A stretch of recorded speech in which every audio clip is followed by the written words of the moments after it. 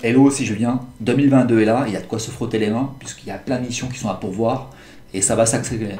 Dans cette nouvelle vidéo, je voulais te parler d'un mix de compétences idéales à avoir en 2022 pour réussir en tant que développeur front-end. Des compétences, des frameworks. Alors c'est un profil plutôt startup, sur des technos récentes, des pratiques récentes. C'est un profil qui est un peu le mien, en fait. C'est un profil qui va être très bankable en 2022 et qu'il était déjà en 2021. Et c'est un profil qu'on voit souvent passer dans les missions sur Cal de la Crème, sur Malte ou sur Comet. Je vais t'expliquer de quoi il s'agit. Est-ce que c'est pertinent? Est-ce que c'est long à apprendre? Comment tu peux t'orienter pour acquérir ces compétences? Si tu es développeur débutant, intermédiaire, je te recommande de suivre cette vidéo parce que ça va vraiment t'aider. Allez, c'est parti. Voici 6 compétences et techno pour réussir en 2022. Alors déjà, la première compétence à avoir en tant que développeur front-end, c'est déjà bien connaître ta spécialité. Évidemment, voilà, soit tu es développeur React, ou alors peut-être que tu es développeur Angular ou Vue. Vue.js est assez populaire aussi. Angular pas trop. Clairement, quand tu vois les missions qui passent, c'est clairement React qui est très demandé. Et en 2022, je t'invite à devenir meilleur tout simplement.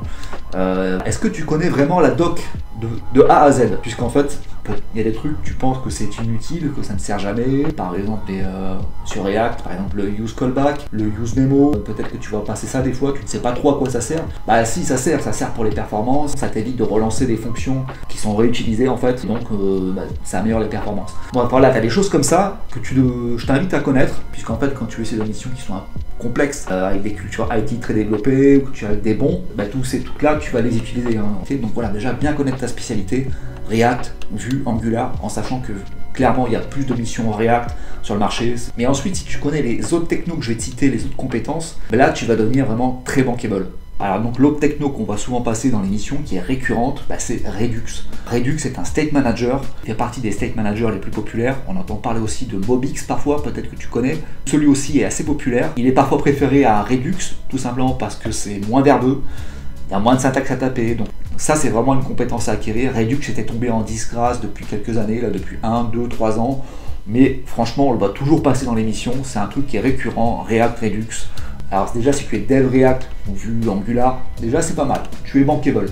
Et en plus si tu connais Redux, alors là par contre tu vas vraiment intéresser beaucoup les gens. Il faut savoir que déjà quand tu es juste développeur React et que tu es à l'aise sur ces technos que tu maîtrises, déjà c'est très bien. Tu maîtrises Redux en plus, là ça commence à devenir sérieux. Alors l'autre compétence phare à avoir en 2022 et qui on va souvent sortir depuis 1-2 ans, c'est GraphQL. Peut-être que tu connais GraphQL.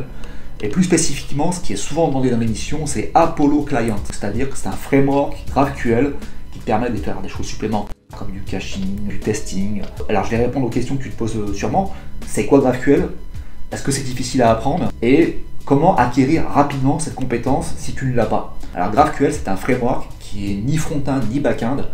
Et c'est très utilisé par les startups notamment pour créer des API. Alors, elles utilisent GraphQL parce que GraphQL est relativement récent, donc tant qu'à faire, autant utiliser les meilleures technologies. Donc si tu connais GraphQL, si tu sais coder des mutations, des queries, un query ça sert à faire un appel sur la base de données en fait, où tu vas définir exactement ce que tu récupères comme data. On parle aussi de mutations. Les mutations, ça sert à créer de la data sur la base de données en utilisant un endpoint, créer de la data, ou alors modifier la data, ou alors effacer la data. Donc avec GraphQL, tu crées des queries et des mutations. Tu utilises des endpoints du backend, donc il y a un backend qui a été codé, peut-être sur Python, peut-être sur Node, et c'est comme ça que tu crées ton API. Alors, c'est vrai que c'est pas facile, comment obtenir cette compétence GraphQL en tant que débutant, tout de suite passer sur Apollo Client, c'est peut-être pas facile. Il faut savoir que GraphQL c'est utilisé dans beaucoup de frameworks différents, et donc une bonne manière de monter en compétence dessus, c'est de coder des sites Gatsby. Alors Gatsby, c'est un framework qui permet de créer des sites vitrines modernes en JavaScript, donc c'est un framework React. Et donc ce qu'il faut savoir, c'est que Gatsby fonctionne avec GraphQL. Tu définis en fait comment tu veux récupérer la data de ton backend, tu définis exactement ce que tu récupères comme data, ce que tu ne veux pas récupérer aussi, c'est ça la puissance de GraphQL. Et donc moi en fait, il y a quelques années, il y a 1 ou 2 ans, j'avais déjà vu que cette compétence sortait beaucoup dans les missions, j'ai vu que c'était un truc intéressant à apprendre. Et donc j'ai commencé par créer des sites Gatsby, notamment j'ai créé le site de EasyWork, j'ai eu l'opportunité d'avoir cette mission dans une mission Malte. Alors pourquoi je te dis de passer par Gatsby pour apprendre GraphQL si tu es débutant? Faut savoir que c'est idéal.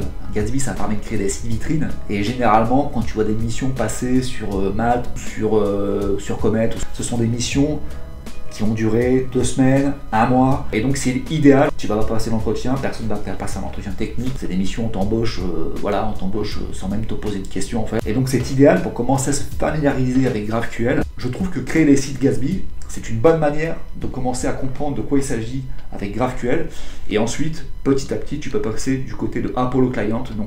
Et donc là, carrément, avec Apollo Client, il s'agit de créer des API. Là, c'est vraiment du lourd. Donc voilà, si tu maîtrises bien React ou Vue.js, par exemple, ou Angular, peu importe, avec GraphQL, il faut savoir que là, tu commences à être pas mal. Ça commence à être peu commun. Tu commences à ressembler à un poids lourd. Il faut savoir que généralement, les développeurs ils vont bien maîtriser leur techno de base. Ils vont bien maîtriser React, Angular ou Vue. Ou alors, ils vont bien maîtriser GraphQL. Mais les deux ensemble, ça reste relativement peu commun. Donc, si tu commences à bien maîtriser les deux, ou être à l'aise sur les deux, là, tu vas avoir des opportunités superbes pour réussir en 2022. Parce qu'en fait, c'est vraiment la mission typique. React, GraphQL, c'est un combo typique qu'on voit sortir en startup. Alors, l'autre compétence à avoir pour cartonner en 2022, pour être bankable, alors c'est une compétence que je vois souvent sortir depuis l'année dernière, je dirais. Mais il y a 2-3 ans, personne n'en parlait. C'est quoi cette compétence? C'est le clean code. Alors tu l'as peut-être vu passer, c'est quoi le clean code? Comme son nom l'indique, ça veut dire coder proprement. Alors déjà quand tu vas marquer clean code dans l'émission, alors évidemment on suppose bien que tu codes clean. Si tu codes pas clean, pas proprement, on s'en fout. Les gens des fois le mettent, mais en fait si tu veux c'est un prérequis. Évidemment que tu codes clean parce que sinon ton code n'est pas utilisable, on s'en fout. Il faut savoir que le clean code, ça vient d'un livre en fait, qui a été écrit par Robert Martin, alias Uncle Bob. Alors qu'est-ce que ça veut dire le clean code? Tout simplement ça veut dire écrire un code minimal, ça veut dire écrire un code qui est compréhensible par les humains, pas par les machines. Tu coder proprement, ça veut dire aussi penser à tes noms de fonctions, tes noms de variables. Quand les gens qui ne te connaissent pas, qui n'ont pas vu ton code arrivent pour la première fois dessus, il faut qu'en lisant le nom de la fonction, ils comprennent tout de suite de quoi il s'agit, sans avoir besoin de lire tout le code, puisqu'en fait, toi seul connais le code, ne pas hésiter à renommer ces fonctions encore. Une fonction, ça fait quoi? Ça fait une chose et une seule chose.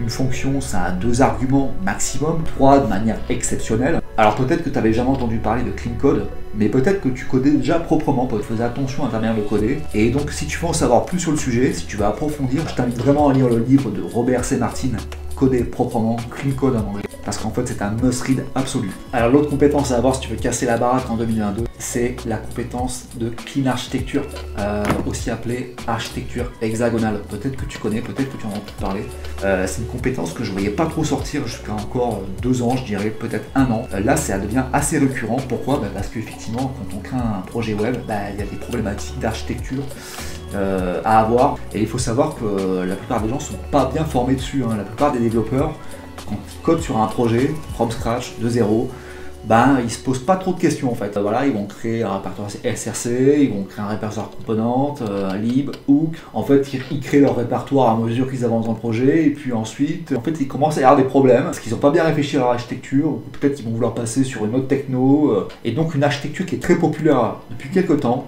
c'est la clean architecture, aussi appelée architecture hexagonale. Est-ce que c'est difficile à mettre en place? Réponse courte, non, en fait, c'est pas difficile à mettre en place. Et donc, avec la clean architecture, tu vas isoler les points d'entrée où tu fais tes calls d'API, voilà, où tu récupères la data du serveur. Plutôt que de mettre ça dans le composant React, tu vas coder ça à côté, voilà, tu vas créer un répertoire gateway, tu vas créer un répertoire use case. Là-dedans, c'est là que vont être tes fonctions métiers. Voilà, donc en fait, faut pas t'inquiéter, la clean architecture, c'est pas si difficile à apprendre, tu as besoin de comprendre surtout le concept de base, voilà, c'est-à-dire la séparation de l'interface utilisateur et des fonctions métiers. Je t'invite vraiment à creuser le sujet et tu verras que ça va, quand tu proposeras cette architecture dans un projet from scratch, tu verras que ça impressionnera souvent tes collègues, puisqu'en fait la plupart des gens ne savent pas ce que c'est que la clean architecture. Donc ça c'est vraiment une compétence à avoir en 2022 qu'on va sortir que depuis très récemment. Alors l'autre compétence idéale à avoir dans ton mix de compétences, voilà, React, Redux, GraphQL, c'est aussi de tester, évidemment que tu testes. Donc je vais répondre à des questions que tu te poses peut-être. Pourquoi on écrit des tests? Est-ce que c'est important? Quand on écrit des tests, quel est le pourcentage de coverage requis? Et autre question, est-ce que c'est vraiment requis d'écrire des tests dans toutes les missions que tu vas passer? Est-ce que tu vas tester dans toutes les missions? Alors déjà, en tant que développeur, si tu n'écris jamais de tests, bah, il faut savoir que écrire des tests, c'est un absolu requis. Hein. C'est 50% de ton métier. Alors, à combien de coverage tu testes ton code? Bah, faut savoir qu'en fait, tout simplement, c'est 100%. Hein. Faut savoir que c'est pas si difficile à mettre en place des tests en fait. Hein. Moi, je trouve que la partie difficile quand tu écris des tests, c'est voilà, des fois, tu as des spécificités. Par exemple, avec si tu veux tester un query GraphQL, voilà, tu vas mettre le provider GraphQL pour ton composant, le provider Apollo, et donc voilà, si tu sais pas comment ça fonctionnait avant, bah, forcément il va falloir chercher un petit peu dans la doc. Alors pour les tests, quels frameworks sont populaires à apprendre? Jest, c'est assez populaire. S'il n'y a pas de test, bah, tu sais pas quand il y a un bug, quoi. Quand tu sais pas qu'il y a un bug et que ça crache en production, bah, potentiellement bah, c'est très coûteux. Donc voilà pourquoi on met en place des tests, pour justement s'éviter de mauvaises surprises en production. Voilà, quand tu pushes un nouveau code, si ta couverture de test elle est ok, il y a de grandes chances que ton code soit bon. Donc voilà pourquoi on met en place des tests, pour se permettre de changer facilement son code régulièrement, sans se poser la question de savoir si oui ou non il y a des bugs ou pas. Donc voilà pourquoi on met en place des tests. Et donc voilà, quand tu vois pas assez de compétences dans l'émission, coder en écrivant des tests, bah, c'est tout le temps requis en fait. Hein. Évidemment que tu dois écrire des tests. Parfois c'est spécifiquement mentionné TDD. Si tu arrives en entretien technique avec un software manager ou un head of front-end et que tu dis que tu n'écris pas de test, ça peut être disqualifiant. Il faut vraiment le savoir. Il y a de grandes chances que ce soit disqualifiant. Ou alors si ça passe, bah, c'est tout simplement que tu travailles avec des gens qui ne testent pas, ce qui ne doit pas arriver, et donc forcément ça va passer. Donc, mais voilà, il faut faire attention à ça. Et voilà, s'il y avait juste une compétence que tu devais développer parmi les compétences et frameworks que je te cite dans cette vidéo, ben franchement ce serait les tests quoi. En fait il faut savoir qu'il y a la plupart des développeurs n'écrivent pas de tests, hein. C'est un truc, c'est requis, mais en fait il y a assez peu de développeurs qui sont sérieux avec ça. Et donc si tu développes cette compétence en 2022, ça va être apprécié. Alors dernière compétence, dernier framework plutôt en fait à apprendre, que je te recommande vraiment d'apprendre pour 2022, le framework c'est Next.js. Alors en fait tu as deux frameworks React, en fait tu as Next.js et tu as Gatsby. Gatsby ça sert à créer des sites vitrines. C'est bien d'apprendre Gatsby aussi parce que ça te permet d'avoir accès à des missions qui sont plus faciles d'accès justement. C'est des missions qui vont durer 2 semaines, 1 mois, 2 mois peut-être. Créer un site vitrine c'est jamais très long, donc c'est des missions où on va pas te demander d'entretien technique, tu vas pas devoir montrer de grandes preuves que tu es compétent là-dessus, même s'il faut évidemment quelques exemples, voilà. Et après on se sert aussi beaucoup de Next.js. Ça c'est une compétence qui sert donc surtout à créer des sites e-commerce, mais aussi des applications. Tu peux créer des applications avec Next.js, puisqu'en fait, dedans, il y a une fonctionnalité pour créer une API à intégrer. Plutôt que d'utiliser Express, que tu connais peut-être, on utilise Next. Dessus, tu as à peu près le nécessaire pour créer une API. Donc voilà pourquoi c'est utilisé parfois dans les projets. Et il faut savoir qu'il y a peu de gens qui sont compétents en fait sur Next.js. C'est une compétence qui est très spécifique. Souvent, les développeurs React ne connaissent pas. Donc si tu connais Next.js, bah, c'est très intéressant parce que c'est très demandé. C'est des missions qui sont longues, qui durent 3 mois, 6 mois, donc, sur lesquelles il y a très peu de gens qui sont compétents. Donc si tu es compétent là-dessus, ça va être une bonne manière de casser la baraque en 2022. Voilà, c'est tout pour cette vidéo. Je viens de te partager un mix de compétences et de frameworks idéal à connaître pour réussir en tant que développeur front-end en 2022. Ce sont des compétences et des frameworks que je ne connaissais pas il y a encore pas si longtemps que ça. GraphQL, je ne savais pas ce que c'était. Le Clean Code, je ne savais pas ce que c'était. La Clean Archi, j'ai découvert ça que récemment. Si tu as aimé cette vidéo, alors mets-moi un pouce, ça sera très apprécié. Tu peux aussi laisser un commentaire. Je lis tous les commentaires et parfois j'y réponds. Et si je te dis à la prochaine.